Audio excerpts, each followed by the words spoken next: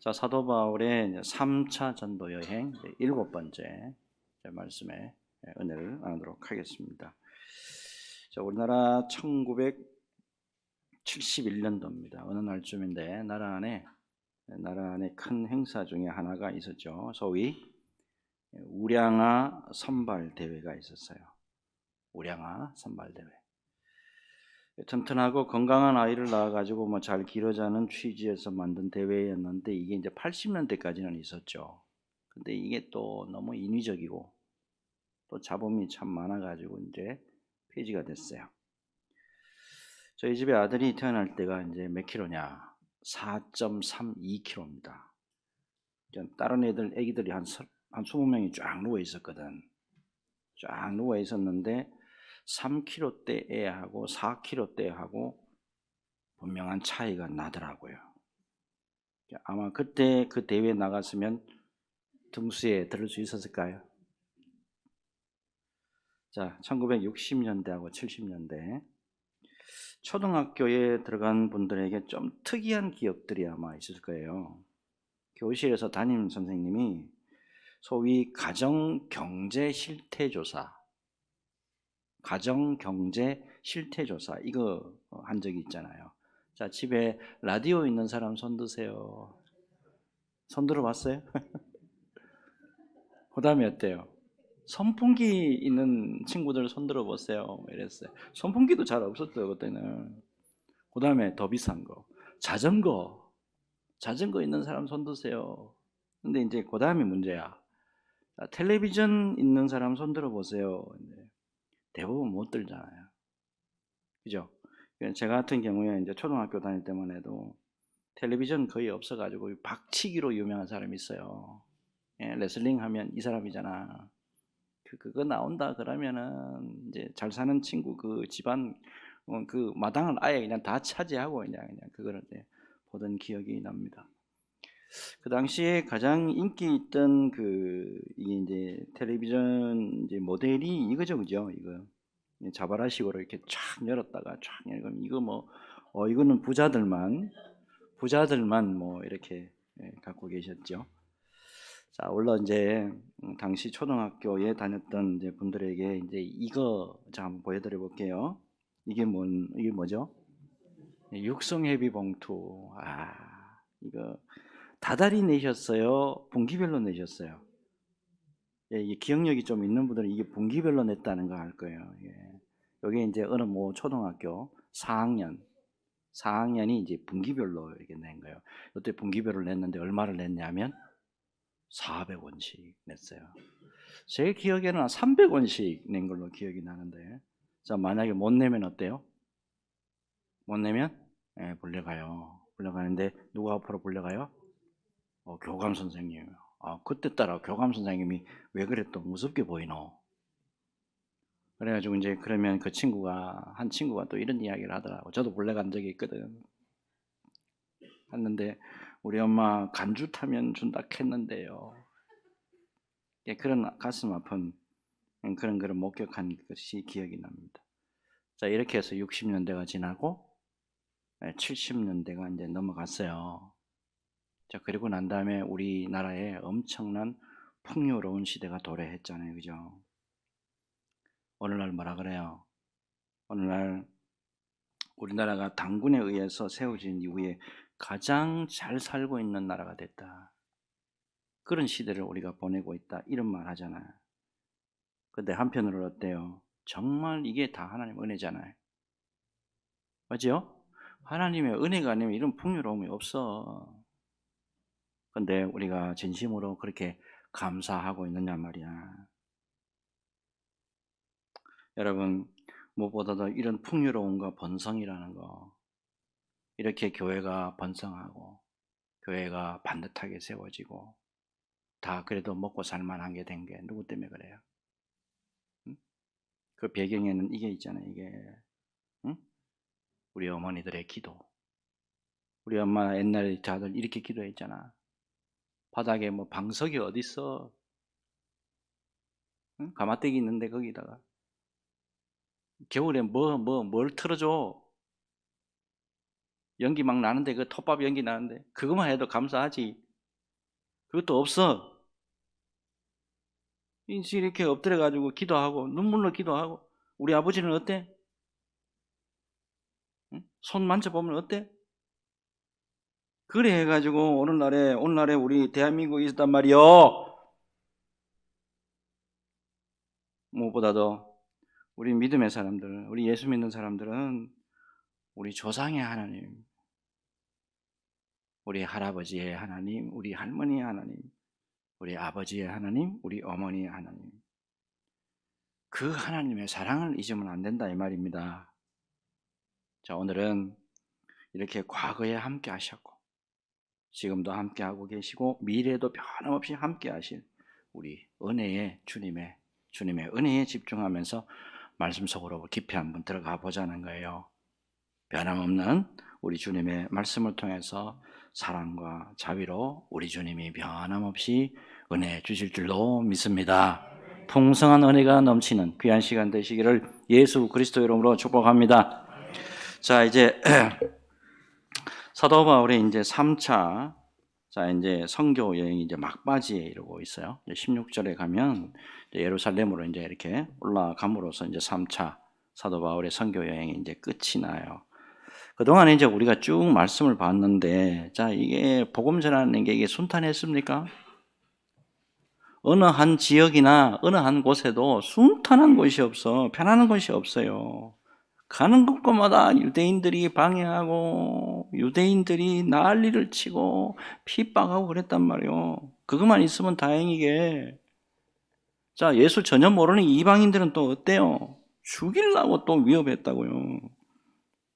자, 그러는 가운데 하나님의 나라가 세워지고 그러는 가운데 교회가 세워지고 왕성하게 부흥할 수 있었단 말이에요. 이거는 우리 믿음의 길을 가는 사람들에게 마찬가지로 적용이 됩니다. 오늘까지 예수 믿는 길 어때요? 평탄했습니까? 장로님 평탄했어요? 응? 평탄한 게 아니잖아. 응? 얼마나 환난이 많고 얼마나 난관이 많고 그 가운데 놀랍게도 또 하나님이 열매를 허락해 주시지 않냐? 열매를 허락해 주시잖아요. 대가를 치르는 수고를 해야 돼요. 대가를 치르는 수고가. 그거를 통해서 하나님이 기쁨으로 단을 거둘 수 있는 은혜를 주셨다 이 말입니다. 이게 바로 믿음의 공식이라고. 믿음의 공식이라는 게 어느 날 갑자기 툭 튀어나오는 게 아니라고. 1+1은 2. 그게 공식이 아닙니다. 그래서 좁은 문으로 들어가고 좁은 길로 가기를 두려워하지 말아야 되는 거예요. 그러니까 담대히 주님이 주신 길을 걸어갈 때, 담대히 주님이 허락하신 길로 그렇게 걸어갈 때 능력의 주님이 항상 우리와 함께 하심으로 우리가 이긴다는 거예요. 절대로 내가 들어가면 안 돼. 인간의 힘이 들어가면 안 된다고요. 오로지 우리 주님의 은혜로 말미암아 우리 교회가 바로 세워졌고 우리 가정이 바로 세워졌고 나의 믿음이 바로 세워졌습니다 라고 고백하는 저와 여러분 되시길 바랍니다. 자, 오늘 이제 본문으로 바로 들어가 봅시다. 자, 3차 선교 여행 가운데 이제 마지막 여정인데, 자, 오늘 좀 지도를 좀 봐야죠. 보면은 자, 여기 이제 밀레도. 자, 요 밀레도에서 에베소 교회 이제 장로님들을 초청해 가지고 이제 설교를 이제 쭉 고별 설교를 해요. 그다음에 이제 1절과 2절 보면 이게 이제 육지로 바로 안 가고 이렇게 또 배를 탔네. 배를 타고 이렇게 해서 이제 바다라라는 곳입니다. 바다라는 곳에 여기 이제 머물게 되고, 여기까지는 그래도 소아시아예요. 소아시아인데 이제는 좀 멀리 이제 바다로 이제 갑니다. 그죠? 쫙 타고 여기 두로에 가요. 두로에 이제 가게 되고, 여기 이제 예루살렘 이제 가까이 왔는데 이것만 가는 게 아니고 또 이렇게 돌레마이, 가이샤라, 예루살렘 이렇게 해서 거쳐서 예루살렘에 참 애를 쓰면서 가려고 하는 사도 바울의 모습이 보여요. 자, 이렇게 가면서 여러분 관광했을까?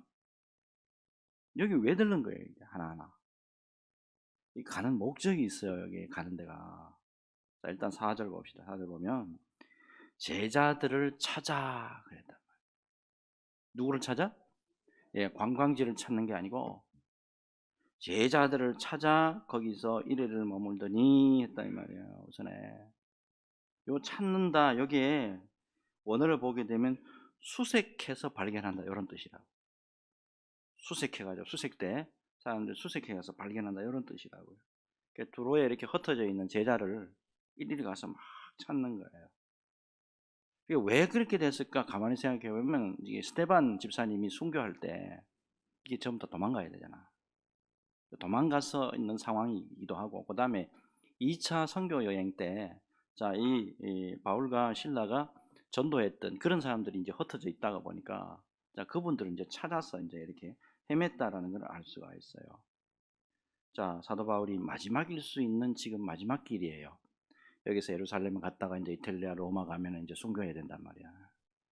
그 전에 제자들을 찾아가지고 그 제자들을 한 사람이라도 더 바로 세우기 위해서, 한 사람이라도 더 말씀 주고 말씀으로 바로 세우기 위해서 힘쓰고 애쓰는 사도 바울의 모습을 볼 수가 있다 이 말입니다. 우리 노예 안에 원로 목사님이 되신 지 딱 1년 됐어요. 조기 은퇴하셨거든. 조기 은퇴하셨는데 갑작스럽게 백혈병으로 소천하신 목사님이 한 분 계세요. 그래도 뭐 비교적 건강하셨어요. 그래도. 자, 근데 코로나 후유증인 줄 알았어요. 처음에는. 이게 코로나 예방 주사를 맞았는데 몸이 계속 안 좋아가지고 그것 때문에 그런 줄 알고 병원에 이렇게 왔다 갔다 하셨는데, 세상에 돌아가시기 일주일 전에 백혈병이다. 그것도 여기다 서울에서도 발견도 안 되고 여기 수원에서. 그래서 돌아가셨어요. 근데 이제 이분이 무슨 역할을 하셨냐면, 돌아가시기 직전까지 아무도 그들도 보지 않는 농어촌 선교회 회장을 맡았다고. 노예 일을 해보지 않습니까? 큰일은 노예 일을 해보면 농어촌 선교회 회장 아무도 안 할락합니다. 왜요? 농어촌 그쪽에 선교회 그쪽 가가지고 다 돌아봐야 되거든. 그리고 뭐 들고 가야 돼요? 농어촌 선교 하려고 하면 선교비 들고 가야 되잖아. 선교비 내놔야지. 그 선교비를 안 내놓잖아. 그러니까 제가 이제 수원신학교, 이분은 이제 수원신학교 학장님으로 계실 때 저보고 전화가 와가지고 교수 좀 해달라 그래가지고, 이제 교수를 하면서 제가 좀 이제 섬기면서 우리 교회에 이제 제가 장로님한테 상황을 말씀드리고 후원 좀 해드립시다 하고 후원을 해드렸는데, 우리 교회가 후원 제일 많이 한대요. 얼마 하지도 않았는데. 왜 그렇습니까? 그러니까 후원을 안 합니다, 목사님을. 농어촌 교회 이거 후원을 안 합니다. 참 어려운 상황이 지금 있더라고, 지금 보니까. 근데 이 목사님이 그 아픈 가운데서도 제자들에게 뭐라고 가르치냐면, 일일이, 여러분 잘 들으십시오. 힘들고 어려운 농어촌 교회, 이분들에게 절대로 돕는 손길을 절대로 끊으면 안 됩니다. 하나님의 눈이 어디가 있는가를 여러분이 잊으시면 안 됩니다. 하나님의 눈과 하나님의 마음이 어느 곳에 가 있는지 여러분 잊으시면 안 돼. 그 신신당부하고 돌아가셨다고. 어쩌면은 당신 지금 죽을 판이잖아. 백일병 걸려가지고 내일 모레 내가 죽는 판국에 농어촌 선교회 뭐 하려고 돕는데 그거. 우선 내 코가 석잔데. 근데 그분 돌아가시기 전에 하나님의 마음이 어딨냐 말이야. 응? 하나님의 마음이 어디 있고 하나님의 눈이 어디가 있는가, 이거를 보고 제자들을 그렇게 끝까지 교육시키고, 절대로 하나님 나라의 어떤 한 구석이라도 힘든 부분이 있고 소외되는 부분이 없어야 됩니다 라고 가르쳤다고. 오늘날에 참 이런 선생이 필요해요. 응? 이런 목사님이 필요하고 이런 스승이 오늘날 필요하단 말이야. 엄한 짓 하는 사람 말고.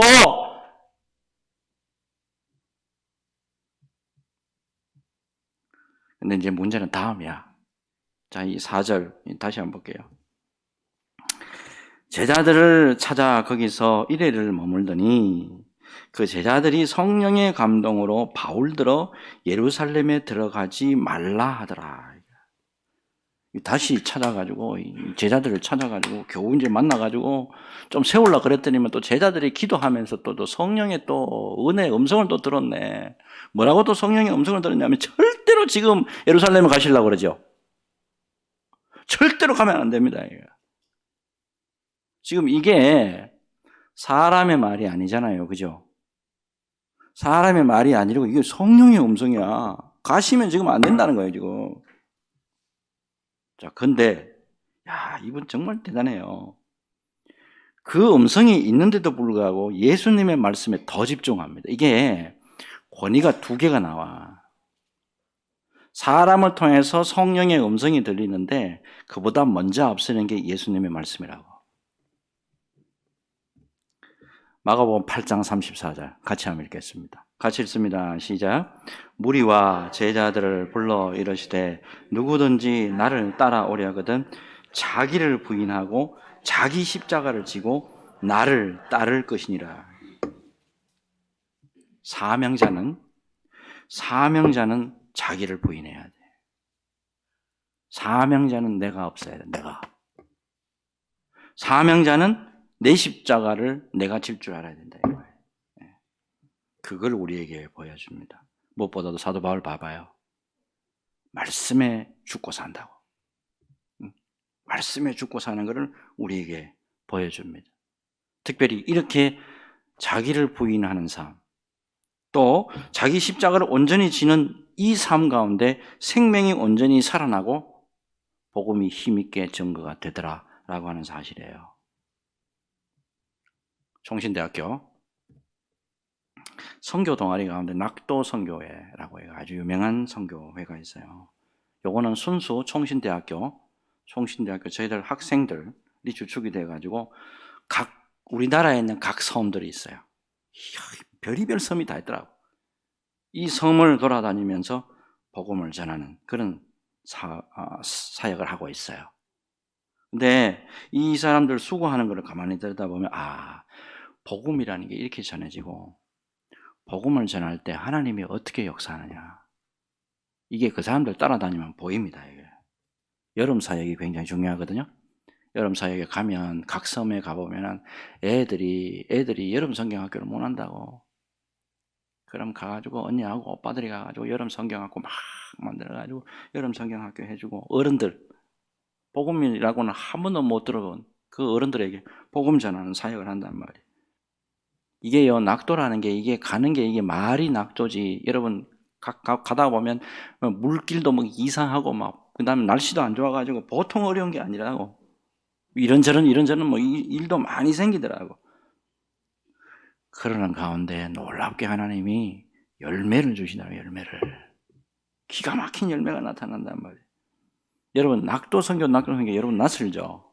자, 이런 사람이 낙도 선교에서 전도가 돼가지고 큰일 했다고. CCC 김중곤 목사님. 그 다음에 내적 치유. 이거 상담에 있어서 진짜 제일 유명한 분이죠. 정태기 교수님. 이분들이 낙도 선교에서 예수 믿고 돌아와가지고 하나님 앞에서 이렇게 큰일 사역을 감당했다니까. 여러분, 낙도에서 복음을 전하는 오늘날의 우리 학생들이요. 걔네들 나이가 제일 어린 애는 20살짜리야. 만으로 19살짜리도 있어요. 걔네들이 가가지고 복음을 전하는데 놀랍게도 걔네들 전하는데 전도사가 돌아오고 목사가 거기서 나온다니까. 낙도 선교회 회원 가운데 가장 큰 눈길이 가는 분이 한 분 계세요. 목사 아닙니다.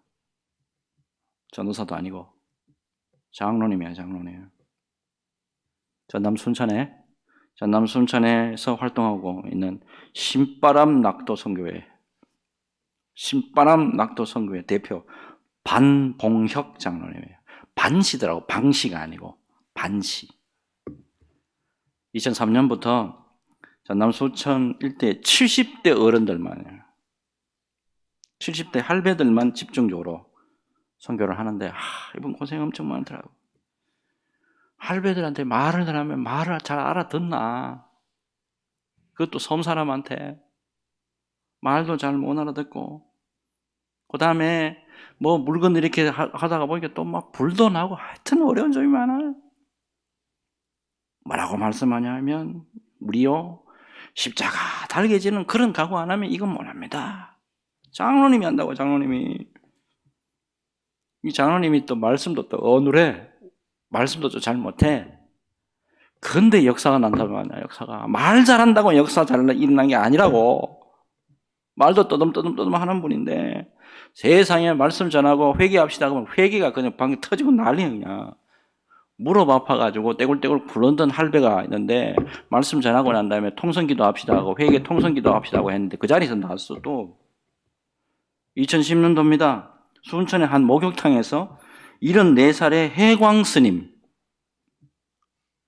스님을 만난 거야.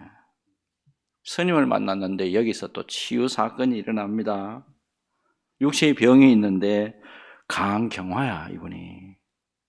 강경화인데 또 장로님이 둘이 또 거기서 머리 빡빡 밀고 있으니까 또 갔네 하고 말씀을 전하고 하면서, 사실 저도 병이 있었는데 어쩌고저쩌고 간증하고, 제가 기도 좀 해드릴까요? 기도했는데 나았어. 홀로당 벗고 목욕하다가 예수 믿고 돌아가고 구원받는 역사가 일어났다, 이 말이요.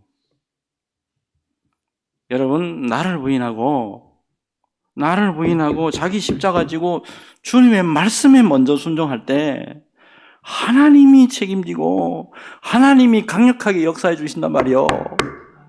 세상 따라가면서 사는 게 아닙니다. 정신 차려야 돼.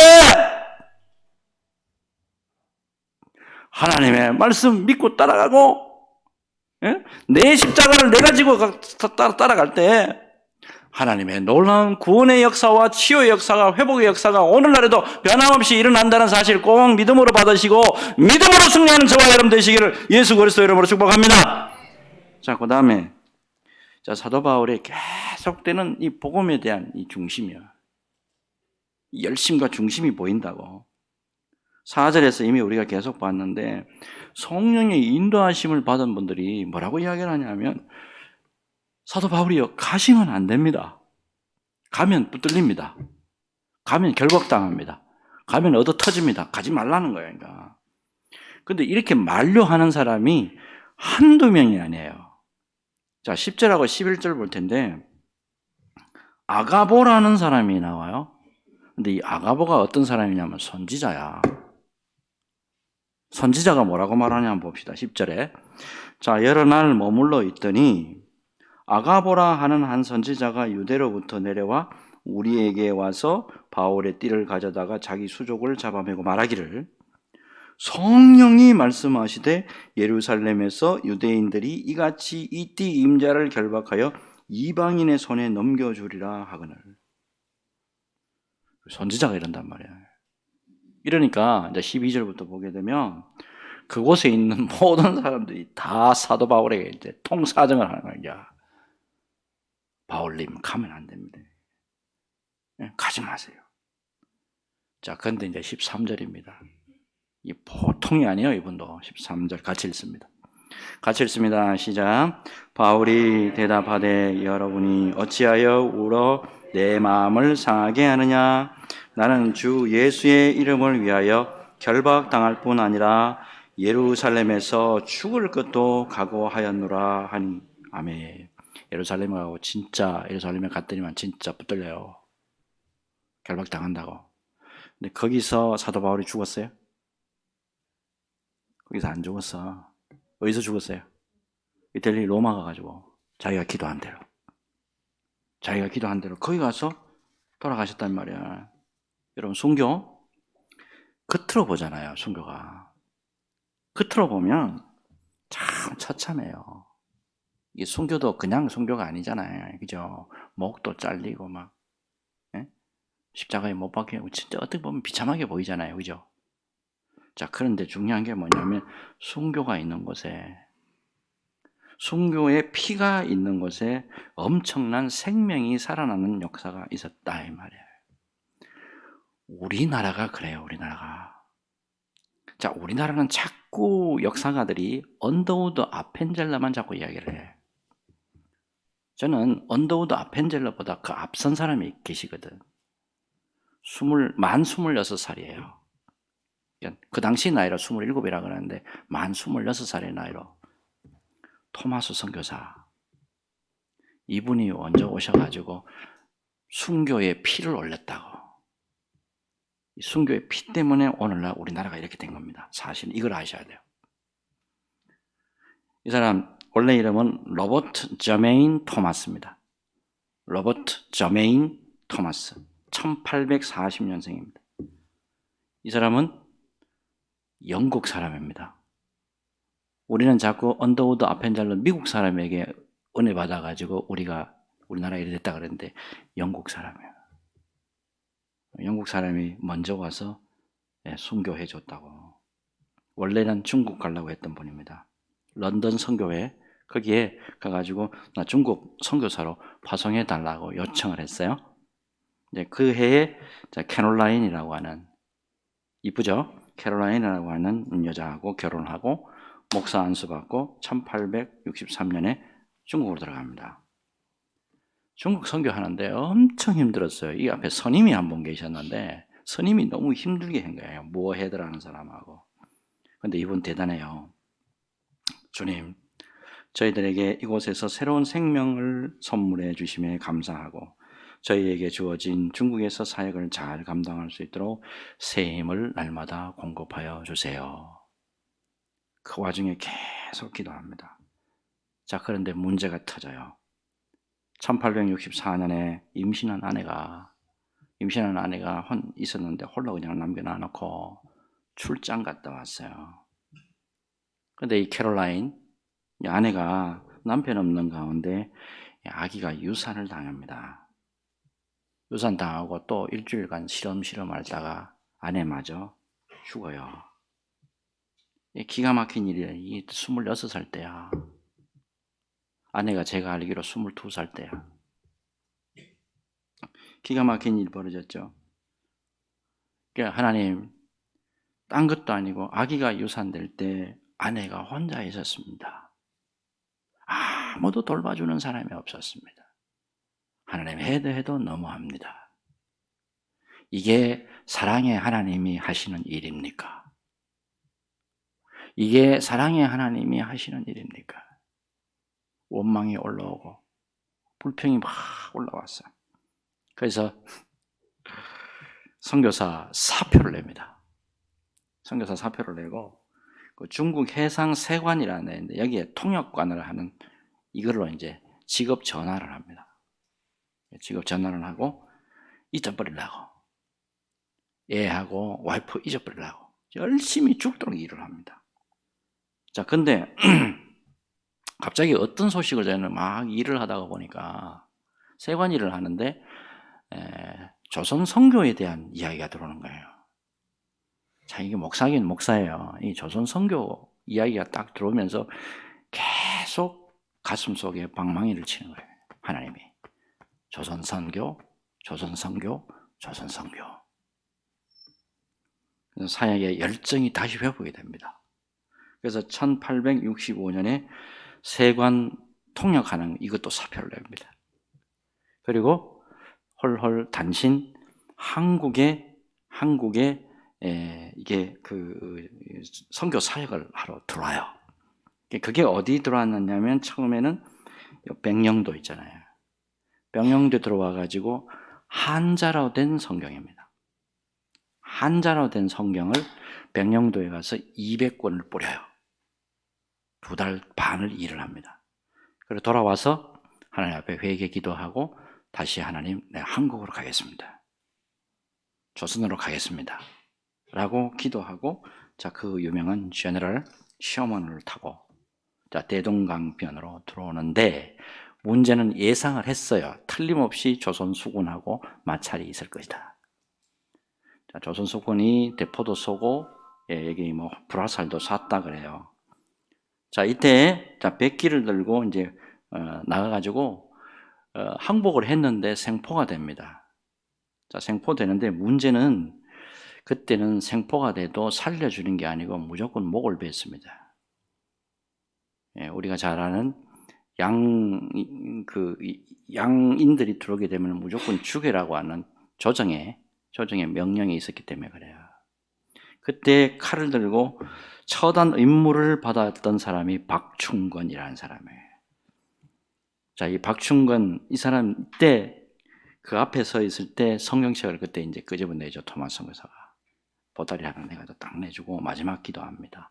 하나님, 이 사람들이 자기 하는 일을 전혀 모릅니다.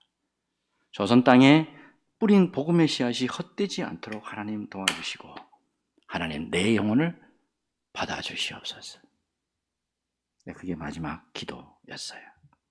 자, 근데 놀랍게도 이제 우리가 잘 알다시피 이때 이제 던져진 이 성경 이것 때문에 신앙 가문의 역사가 굉장히 많이 달라지잖아요. 박충권 평양교회 장로가 됐고 그 옆에서 목을 치는 거 구경한 사람이 있어요.